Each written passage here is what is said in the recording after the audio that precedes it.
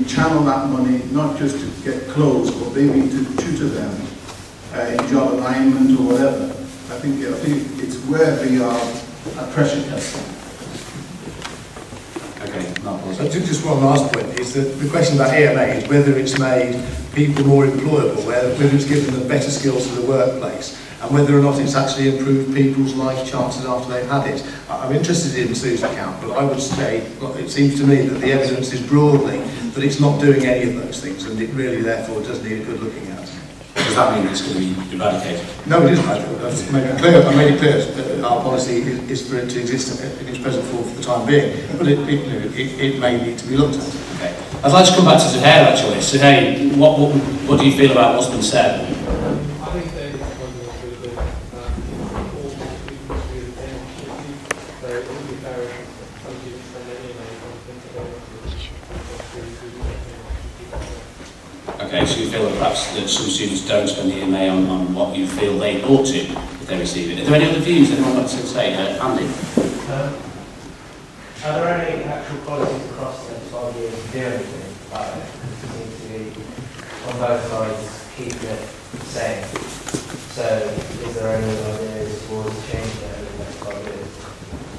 Andy King. I think in many ways you're going to have to wait until the parties put forward their manifestos for the general election. We all need to advocate a particular position which is yet to be established. But I don't think that things ever remain the same.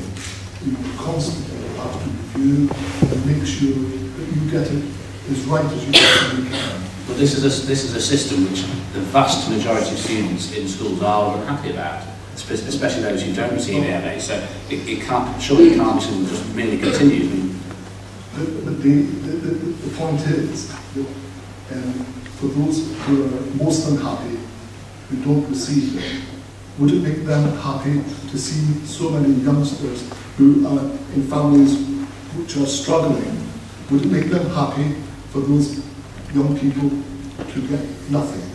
I don't think so. That's not the sort of country that I want to be involved in the political system of.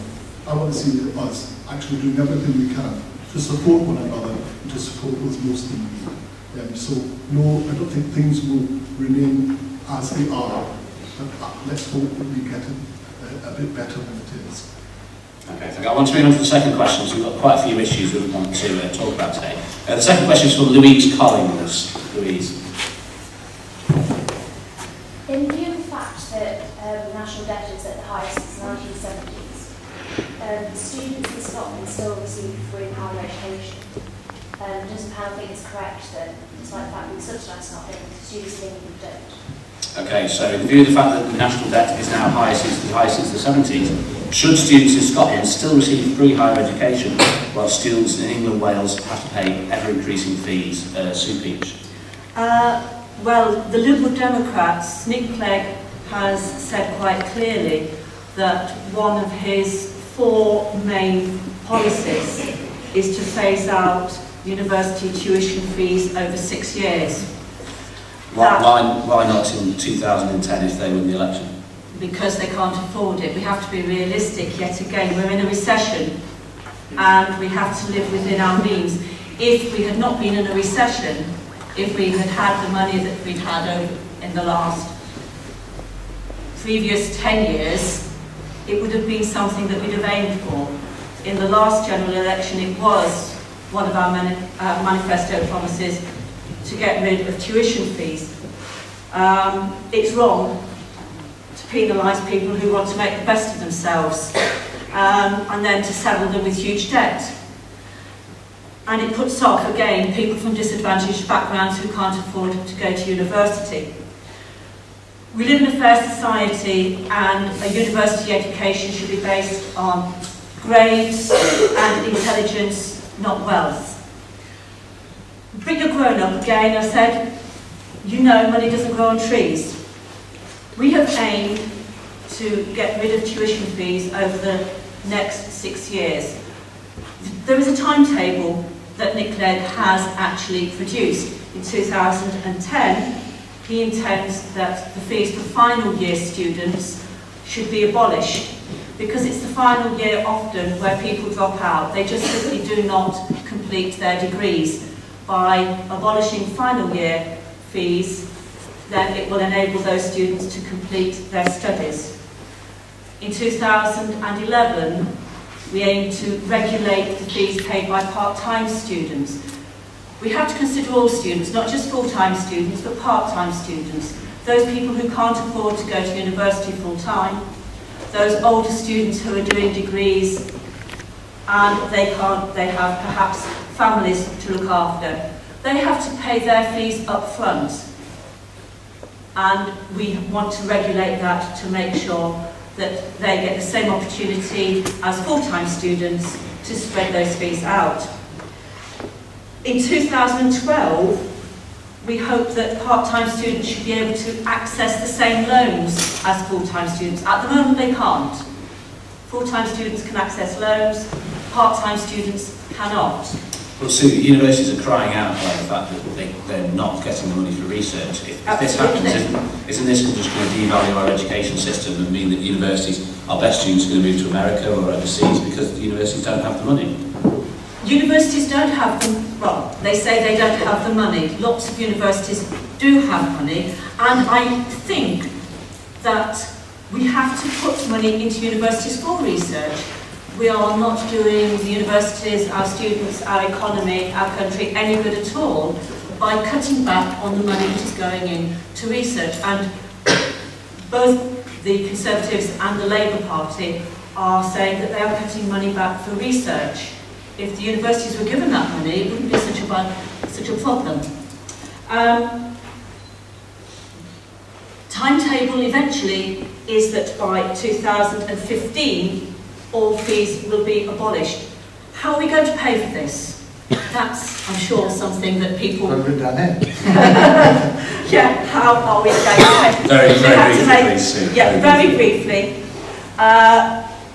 We're not going to replace Trident. That will save money.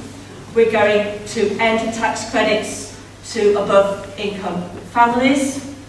We're going to put a 10% levy on banks' profits whilst they're being underwritten by the taxpayer, and cancel the government's baby bond scheme. And also, this hurts, a £400 cap on all public sector pay increases. We have to find the money from somewhere. There's only one pot of money, and we have to make sure that it's used wisely. Thank you. Mark Pawsey, the Liberal Democrats say they're going to cut fees. Are you going to cut fees so we're in line with Scotland, or are the Conservatives going to raise fees? We're not going to cut fees. We're going to leave the fees in place, and I'll come on to that in just a minute. But I think it's interesting that Louise should raise the question of Scotland and the difference between what happens in England and Scotland. And in education, of course, is a devolved matter, which is handled by the Scottish Parliament, and not an issue that any of us on this platform can influence in any way. And given the amount of money that England transfers to Scotland, I think it's rather a shame that we're in this situation, and no doubt we can come on and talk about the merits of devolution. We would like to see a United Kingdom and the same rules apply across the entirety of the Union. But in respect of tuition fees, it's our belief that those who go to university during their working lifetime earn more than those who don't go to university. And so therefore it's entirely appropriate that those who benefit should in some way pay some of the cost of that additional education. We've recognised that that repayment shouldn't start until people start earning over £15,000 a year. And we've also put in place a policy whereby those who are doing particularly well once they've left university should be encouraged to repay their debt earlier rather than sooner. There is no incentive for a student to repay any of their debt because it's the cheapest form of borrowing around.